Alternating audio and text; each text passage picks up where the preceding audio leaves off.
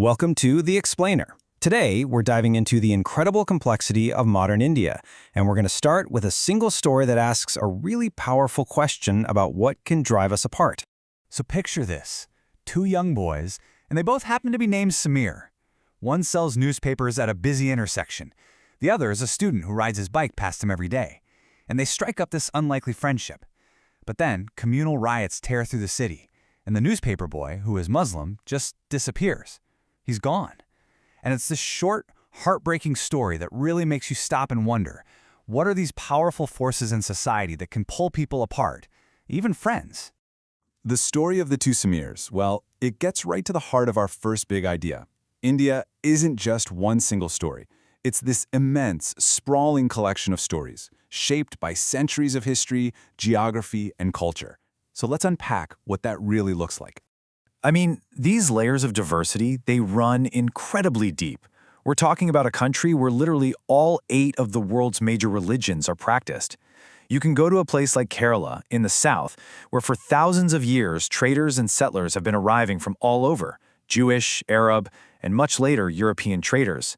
And this history isn't just in some dusty textbook. You can actually see it in the fishing nets they call Chinavala, a name that's thought to come all the way from China.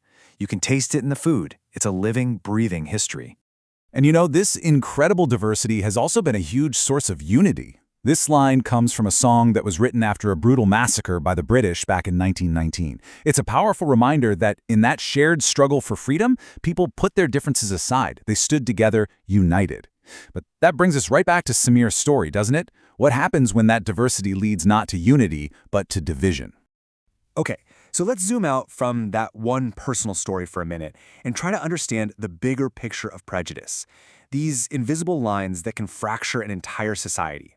It usually starts with something called prejudice. You know, a negative opinion you form about a whole group of people without really knowing them. But it's when that prejudice turns into action, when people are denied jobs or respect or their basic rights just because of who they are, well, that's discrimination, and it's profoundly unjust. And listen to this. This is a first-hand account from Dr. B.R. Ambedkar, one of the key architects of India's constitution. When he was just a child, he and his brother got off a train, and they just needed a bullock cart to take them to their destination. But not a single driver would take them. Why? Simply because they belonged to the Mahar caste, which was considered untouchable. They even offered to pay double, but their money was no good. Just think about that. It powerfully shows just how deep this kind of prejudice can run. This experience of being systematically oppressed led to the adoption of a really powerful term, Dalit.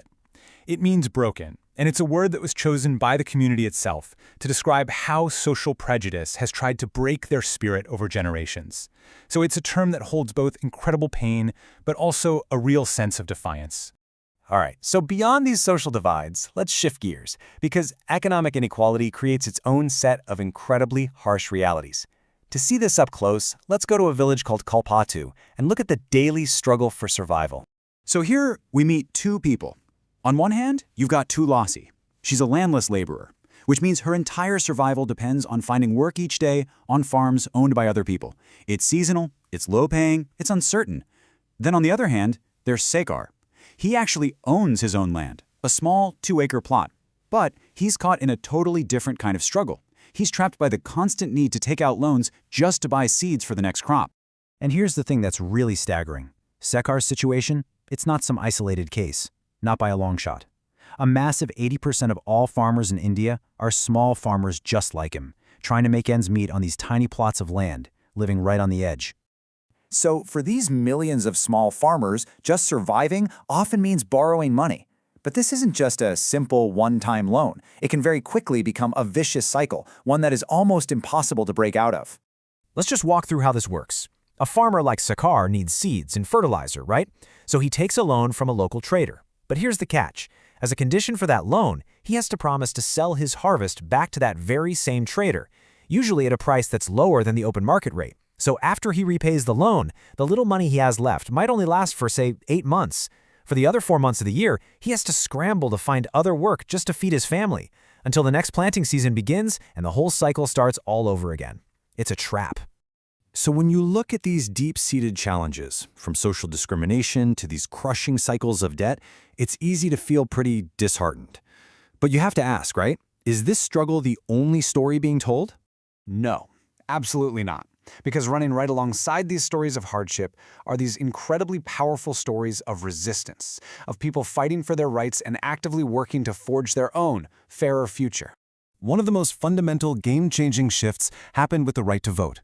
Before independence, only a tiny privileged few, we're talking mostly educated men who owned property, were allowed to have a say. But after 1947, the new Constitution gave every single adult the right to vote. This was a revolutionary idea, empowering millions upon millions of people to finally have a voice in how their country is run. And the vote is just one of the tools for change. There's also the Constitution itself, a document written by leaders like Dr. Ambedkar who knew discrimination firsthand and who built in a framework for equality. You have systems like the Panchayati Raj, which are all about giving power back to local communities at the village level. And of course, there's the long, powerful tradition of people organizing, protesting, and demanding fair treatment. These are the tools people use to write a new story for themselves. Which brings us full circle. The story of India is this incredible mix of immense diversity, deep-seated inequalities, and this constant ongoing struggle for justice. Understanding these forces isn't just about learning about a country that might be far away. It's about seeing the world right around us with clearer eyes. So I'll leave you with a final thought. What are the stories, the histories, and maybe the hidden lines that have shaped the very place where you live?